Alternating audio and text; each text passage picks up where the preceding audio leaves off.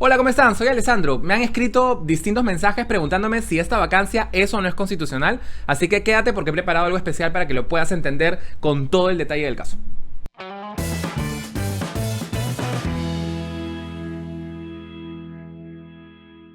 Bueno, me llamo Alessandro, yo me dedico a divulgar ciencia, pero en este momento hay que hacer un paréntesis, todos estamos conmocionados por lo que está sucediendo, de hecho hay manifestaciones en mi país, así que voy a hacer una explicación del derecho constitucional. Para empezar, lo que ha sucedido, posiblemente ya lo sabes, es que el presidente ha sido vacado. Sin embargo, la constitución de mi país establece que solamente puede ser vacado en determinadas circunstancias. Y para eso quiero hablar del artículo número 117. El artículo 117 dice que el presidente solamente puede ser acusado durante su periodo por traición a la patria, impedir elecciones presidenciales, parlamentarias, regionales, o de pronto por impedir que se junte el Jurado Nacional de Elecciones, por disolver el Congreso, pero por cosas no contempladas en la Constitución. Y esa es una parte. Porque he escuchado a muchas personas que dicen que aquí hay un vacío. ¿Por qué? Porque quieren aplicar el artículo 113 que dice, que es lo que el Congreso ha hecho y ha nombrado un nuevo presidente, y es que dice que el presidente de la República vaca por su permanente incapacidad moral o física declarada por el Congreso. Pero vamos a entender qué significa eso. Sobre todo para los que dicen de que esto se presta para interpretar y todo eso, yo quiero decirles algo. Cuando uno estudia la carrera de Derecho, como yo hice, no es que te enseñan normas, leyes para que memorices. No tiene sentido. Porque si no, cuando terminas la carrera, pasan 5 años, ya no sabes nada porque el código lo cambian, la ley la cambian y hasta la constitución la cambian. Entonces, saludos a mis amigos chilenos.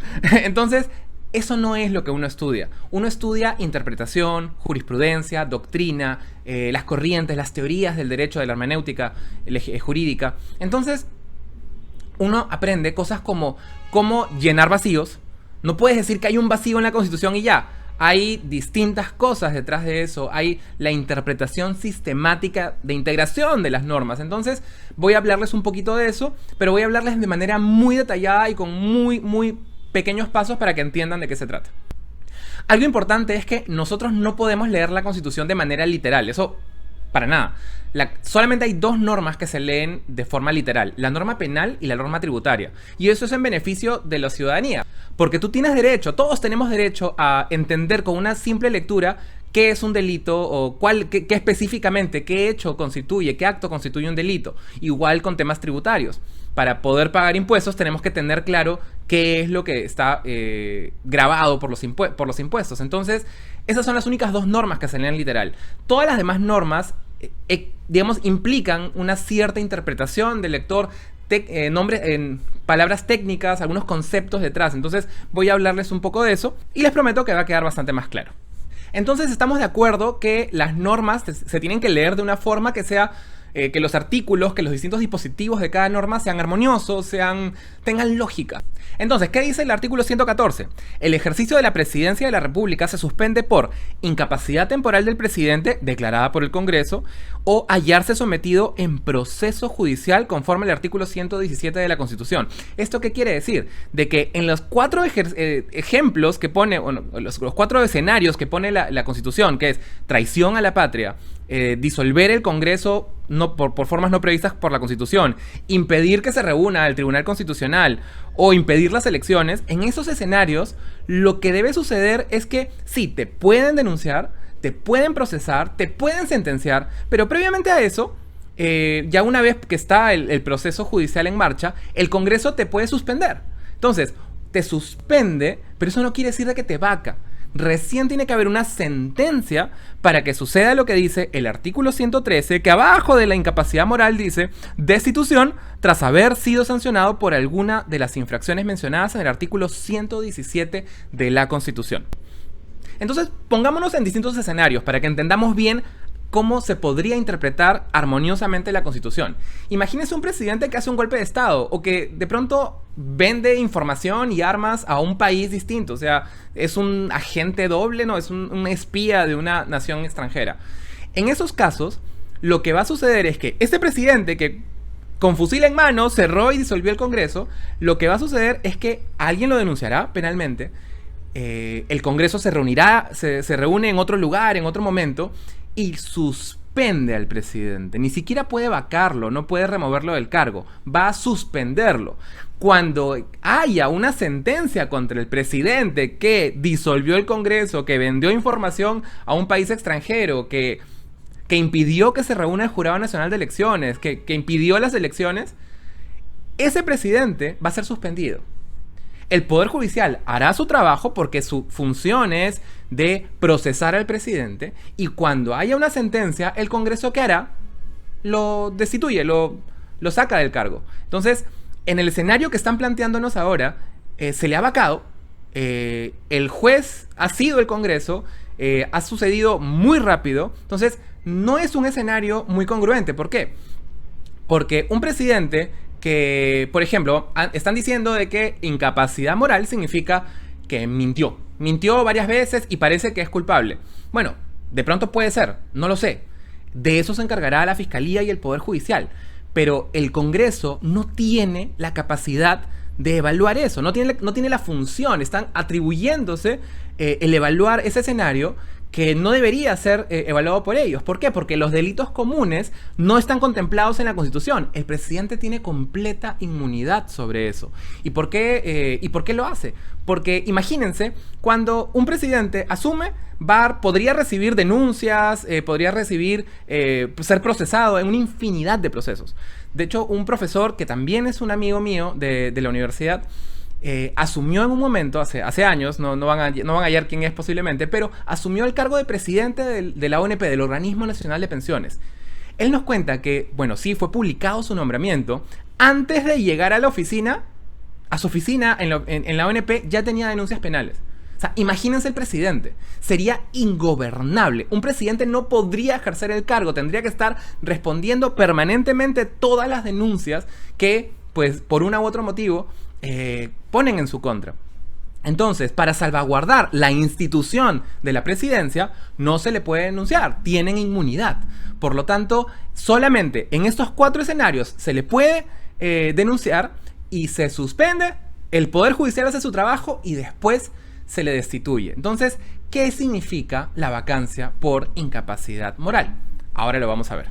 Queda claro que un presidente no es que pueda cometer delitos y va a quedar impune. No, cuando termine de su ejercicio como presidente, va a tener que responder por todos los procesos y todos los delitos que pueda haber cometido. De eso no hay discusión.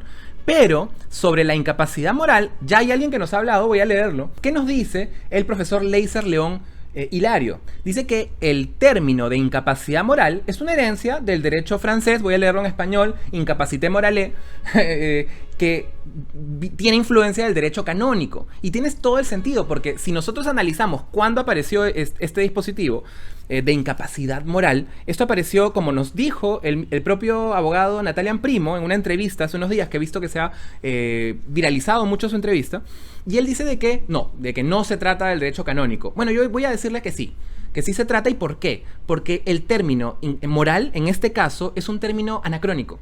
El concepto de incapacidad moral, visto como una enfermedad mental, es de la época, es un término de esa época, porque no se tenía, por ejemplo, el Alzheimer se descubrió en 1906, me parece, la esquizofrenia unos años antes.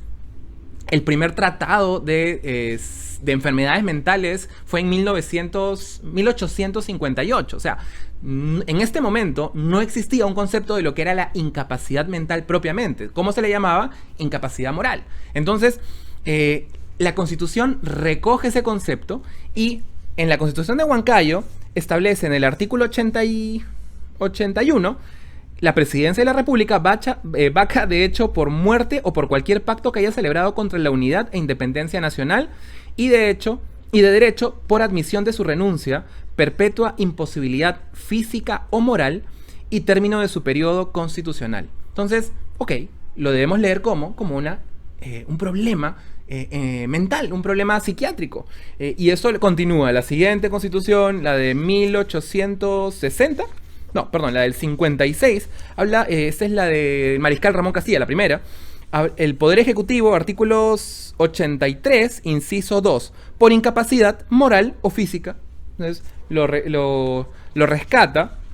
Es parte de la Constitución histórica. Los que entiendan de derecho constitucional me van a entender. Luego, en la Constitución del 60, que es también la Constitución de Ramón Castilla, habla por perpetua incapacidad física y moral del presidente. Luego pasamos a la del 67 de Mario Ignacio Prado, del Partido Civil, que vaca de derecho por incapacidad moral o física. Luego la de 1920 de Augusto B. Leguía, que el Poder Ejecutivo, ¿no? La Presidencia de la República vaca, además del caso de muerte, por permanente incapacidad física o moral del presidente declarada por el Congreso. Luego está la Constitución de Sánchez Cerro del 33, del Partido Unión Revolucionaria.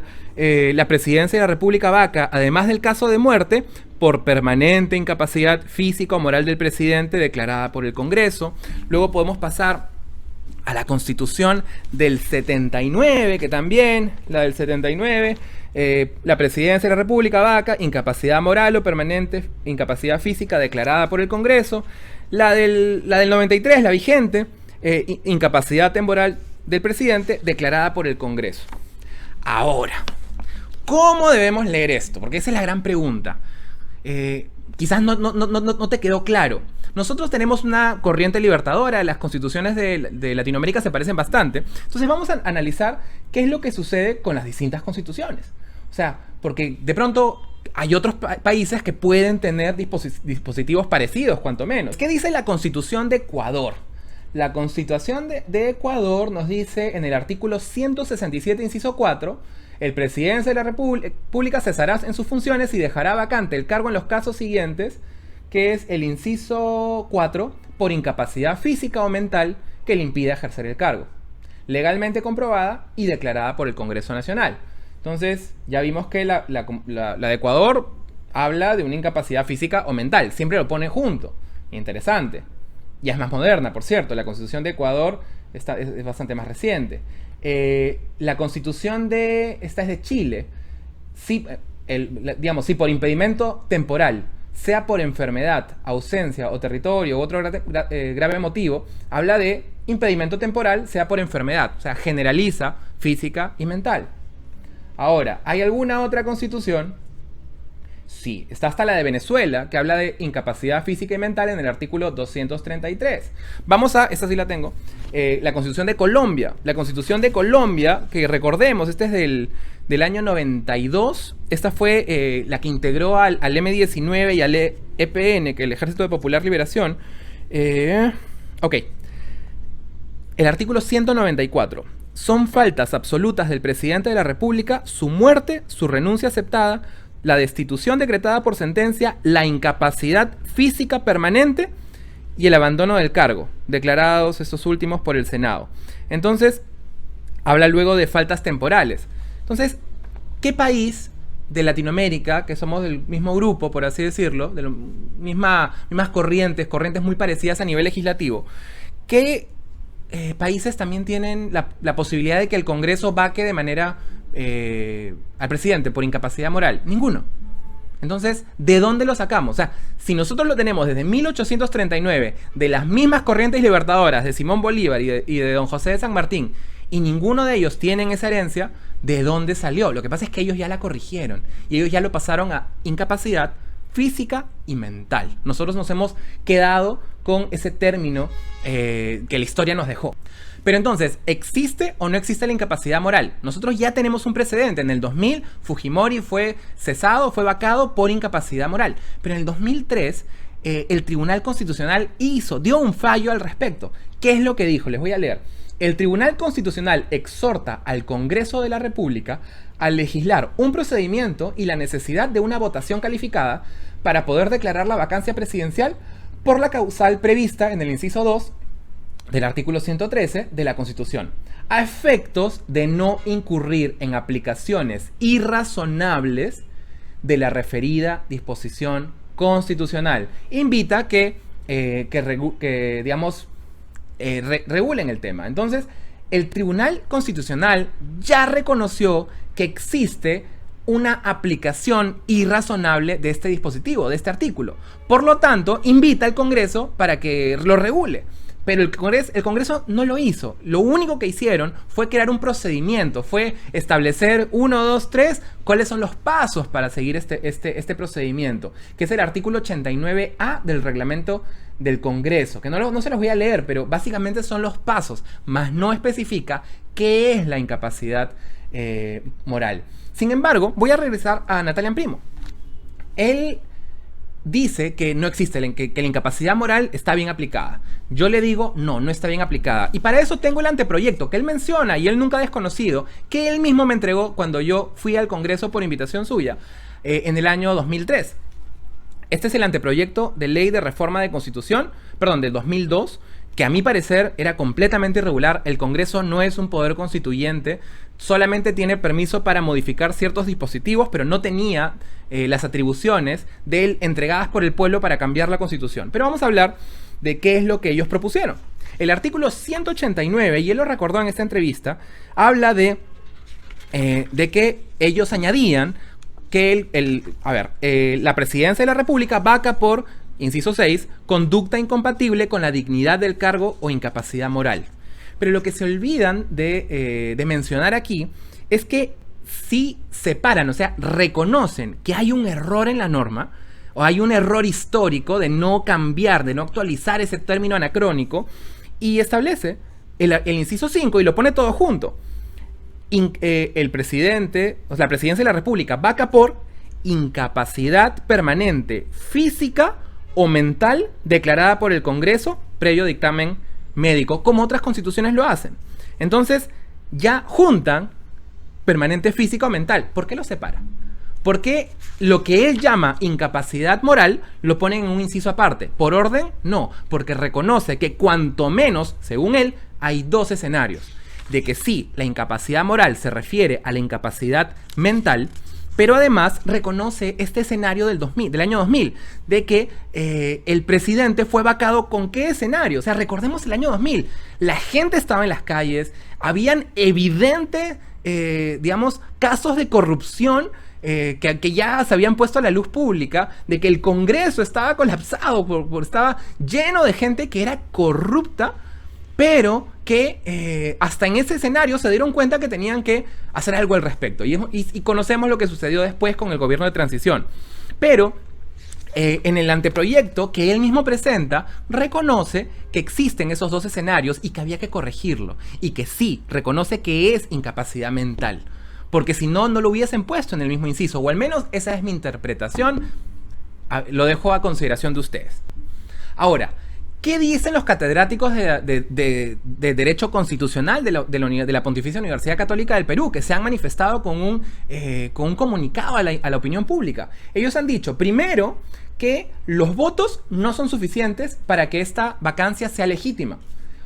Y es obvio, porque necesita además hechos concretos. Tiene que haber una legitimidad de acuerdo a algo más, que no solamente los votos son suficientes. Yo me pregunto, ¿este Congreso demostró, debido proceso, demostró que había un trato adecuado de los escenarios, del entendimiento de esta norma? No lo hizo.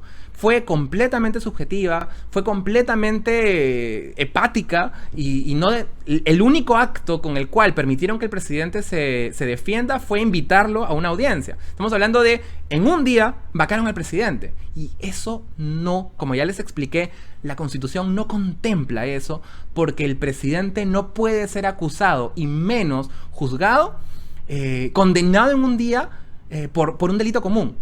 Solamente por 4 escenarios. Entonces, si esos 4 escenarios, establecidos ya por la Constitución, exigen de que se le suspenda, que el Poder Judicial se encargue y que después se declare la vacancia, cuanto menos, si es que queremos mantener una lógica, ellos debieron suspenderlo y ya. Pero no, o sea, ahí podemos ver claramente que no era la intención del Congreso y que tampoco es la interpretación que podemos darle a ese artículo, porque ese artículo es para otro escenario, que es la incapacidad mental. Entonces, ese es un punto de este comunicado.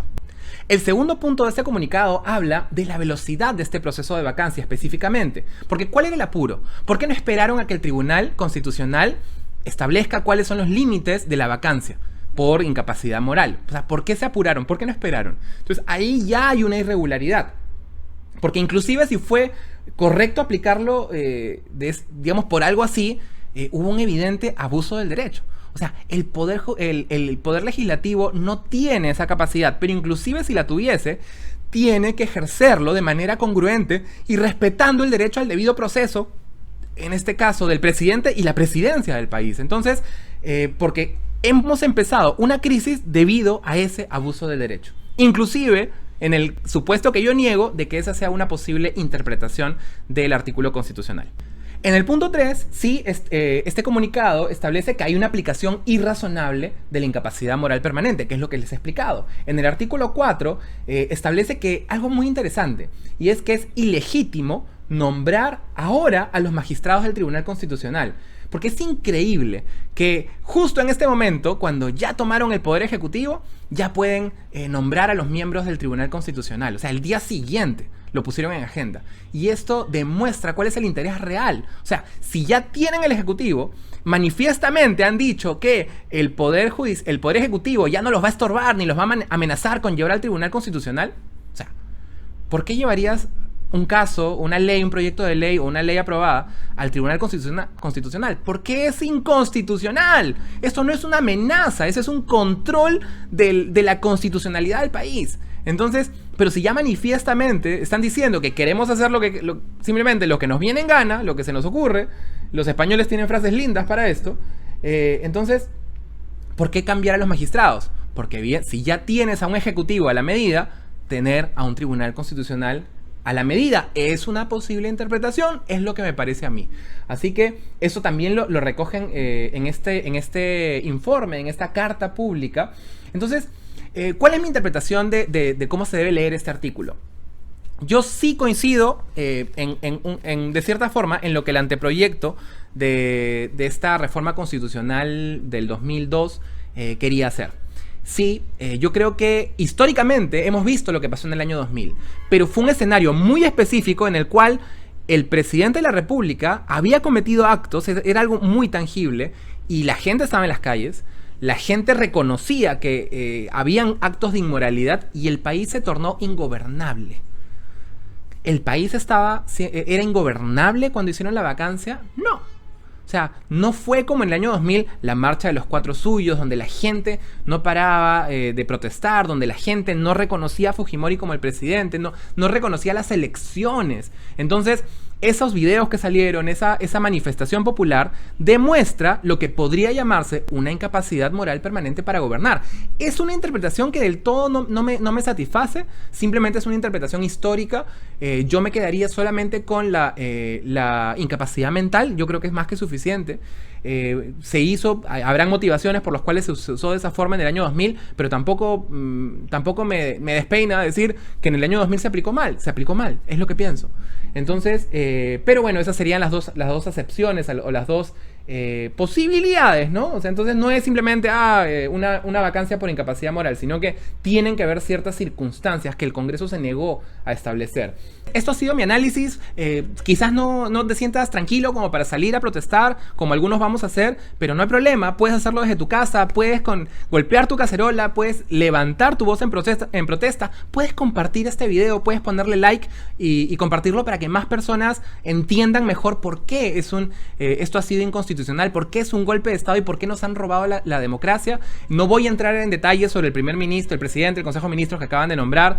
No voy a hablar de que es un racista, por más que algunas personas han visto cómo hablaba de la población peruana hace algunos años. No voy a hablar de cuál fue su sensibilidad frente a las personas que fallecieron en Bagua o que no le importan quizás los pueblos originarios. No he dicho eso, pero algunos ya vieron la entrevista. Pero sí los dejo con un poco de música para que la pasen rico y mientras se alistan para ir a luchar por la democracia, por favor usen todos los implementos de seguridad y nos vemos más tarde. Que nadie nos quite la democracia. Nos vemos pronto. Chao. Soy Anthony y en mi gobierno cadena perpetua para los corruptos, los asesinos y los mafiosos. Ya saben que yo estoy postulando, escucho al pueblo, muchos se quejan, y para que no gane cualquiera, él es nuestro gato fiero. Ya saben que yo estoy postulando. Escucho al pueblo, muchos se quejan. Y para que no gane cualquiera, él es nuestro gato fiero. gato fiero. Lo que ven las encuestas festejan. Gato fiero. Al pueblo no lo van a engañar. Gato fiero. Los que ven las encuestas festejan. Gato fiero. Al pueblo no lo van a engañar. A que te gano Keiko, a que te gano. A que te gano Toledo, a que te gano. A que te gano Urresti, a que te gano. A mí no me van a ganar. A que te gano Justicia, a que te gano. A que te gano García, a que te gano. A que te gano a Acuña, a que te arruño. A mí no me van a arruñar. Gato fiero. Lo que ven las encuestas festejan. Gato fiero. Al pueblo no lo van a engañar. Gato fiero. Los que ven las encuestas festejan. Gato fiero. Al pueblo no lo van